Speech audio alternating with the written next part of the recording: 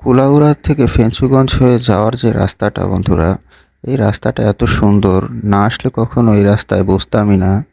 চারিদিকে শুধু চা বাগান এবং উঁচু নিচু পাহাড় এবং আঁকাবাঁকা পথ। মনে হয় প্রকৃতির এক সুন্দর ক্যানভাস এই শহরে।